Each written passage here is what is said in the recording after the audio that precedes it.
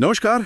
आज हम बात कर रहे हैं हाल ही में आई एनिमेशन फिल्म महावतार नरसिम्हा पर। हमारे पास इस पर काफी रिव्यूज और आर्टिकल्स हैं, तो उन्हीं को थोड़ा खंगालते हैं। हाँ, मतलब देखेंगे कि ये फिल्म है क्या, कैसी लगी लोगों को, और ये जो अलग अलग बातें सामने आ रही हैं उनका निचोड़ क्या है। फिल्म आई थी 25 जुलाई 2025 को। डायरेक्टर हैं अश्विन कुमार और प्रोड्यूसर्स हैं होमले फिल्म्स और क्लीन प्रोडक्शंस। कहानी तो जानी पहचानी है अपनी, हिरण्यकशिपु, प्रहलाद और विष्णु का नरसिंह अवतार।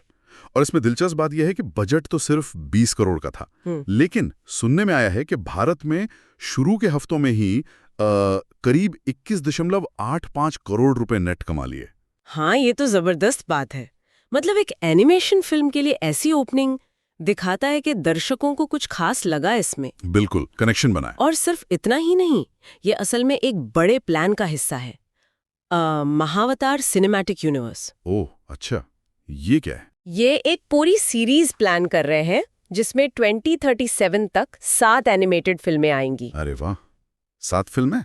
तो ये तो काफी महत्वाकांक्षी प्रोजेक्ट लगता है। जी हाँ, चलिए फिर देखते हैं इस पहली फिल्म के बारे में क्या कहा जा रहा है। विजुअल्स की काफी तारीफ सुनी है मैंने। हाँ। बिल्कुल, विजुअल्स और जिस तरह से दुनिया को दिखाया गया है उसकी बहुत तारीफ है, खासकर वो वराह अवतार वाला सीक्वेंस जो है। हाँ। और जब नरसिंह का रूपांतरण होता है उसको तो बहुत शानदार बताया गया है। सही, मतलब लोग कह रहे हैं कि ये इंडियन एनिमेशन के लिए एक बड़ा कदम है, भले ही शायद पिक्सर लेवल का ना हो, पर कोशिश बड़ी है। एग्जैक्टली, महत्वाकांक्षा दिखती है और कहानी का जो इमोशनल कोर है वो प्रहलाद की भक्ति, हाँ वो तो है ही, वो एक्शन के बीच में एक ठहराव लाती है। सही।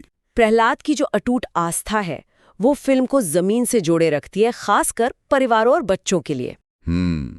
और फिल्म का जो संदेश है, बुराई पर अच्छाई, अहंकार पर करुणा, वो भी साफ तौर पर दिखता है। बिल्कुल, वो धागा पूरी फिल्म में बुना हुआ है। अच्छा, और सुनने में कैसा है?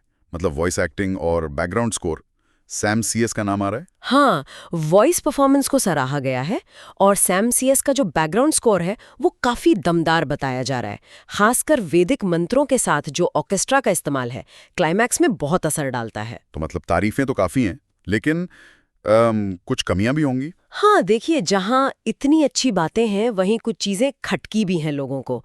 सबसे कॉमन शिकायत जो है वो है फिल्म की पेसिंग को लेकर। अच्छा, मतलब गति। हाँ, खासकर पहले हिस्से की। कई रिव्यूज में कहा गया है कि नरसिंह के आने तक फिल्म थोड़ी धीमी चलती है।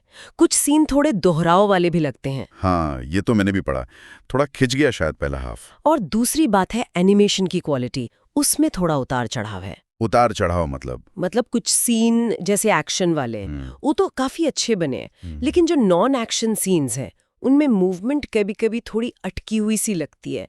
और विजुअल्स कहीं-कहीं थोड़े ग्रेनी, मतलब दानेदार से लगते हैं। ओके, तो कंसिस्टेंसी की थोड़ी कमी है एनिमेशन में। हाँ। और एक और मुद्दा उठाया गया है कुछ जगह, वो है वायलेंस, मतलब हिंसा का लेवल। हाँ, ये एक जरूरी पॉइंट है। फिल्म में खून खराबा है, राक्षसों की यातना के दृश्य हैं, तो शायद बहुत छोटे बच्चों के लिहाज से ये थोड़ी ज्यादा ग्राफिक हो सकती है। और कुछ लोगों को ये भी लगा कि इतनी हिंसा शायद फिल्म के भक्ति वाले टोन से मेल नहीं खाती। हो सकता है, ये देखने वाले पर निर्भर करेगा। अब रेटिंग्स की बात करें तो वहाँ एक दिलचस्प पैटर्न है। हाँ, क्या पैटर्न? जो क्रिटिक्स हैं, समीक्षक, उनकी तरफ से मिलीजुली प्रतिक्रिया है। जैसे इंडिया टुडे ने 3.5 दिए 5 में से, टाइम्स ऑफ इंडिया ने 3 दिए। ज्यादातर रेटिंग्स 3 से 3.5 के बीच हैं। अच्छा। सबने विजुअल्स और कोशिश की तारीफ की, लेकिन पेसिंग और एनिमेशन की कमियों का जिक्र भी किया। लेकिन दर्शकों का क्या? IMDb और बुक माई शो पर तो मैंने देखा रेटिंग्स बहुत हाई हैं। वही तो, IMDb और बुक माई शो पर रेटिंग्स करीब 9.8-10 तक है। ये असाधारण है। बाप रे, 9.8!